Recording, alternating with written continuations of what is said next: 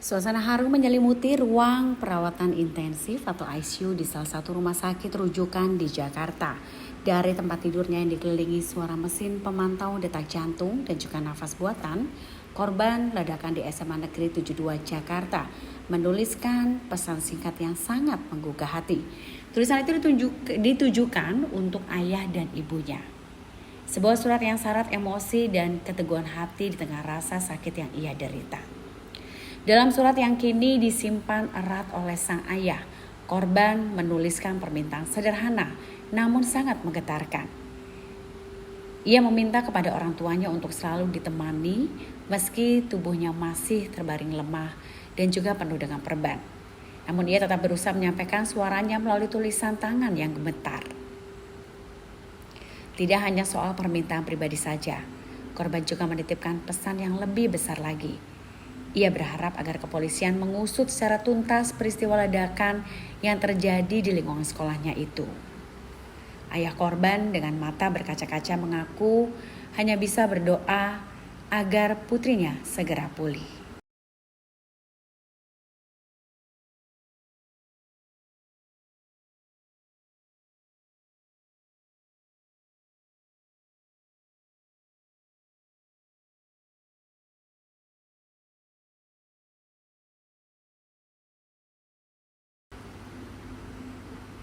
Tim medis menyebut kondisi korban masih belum stabil.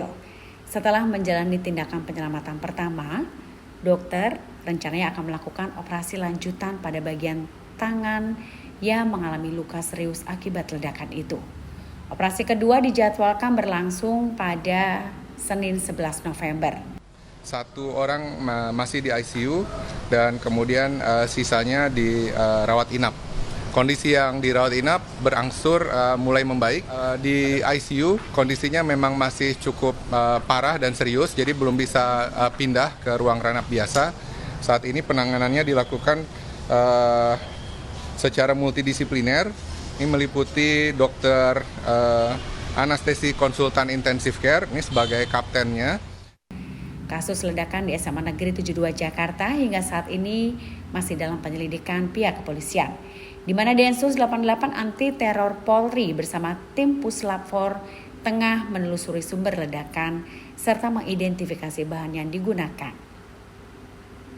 Polisi juga sudah memeriksa sejumlah saksi dari pihak sekolah dan juga teman-teman korban.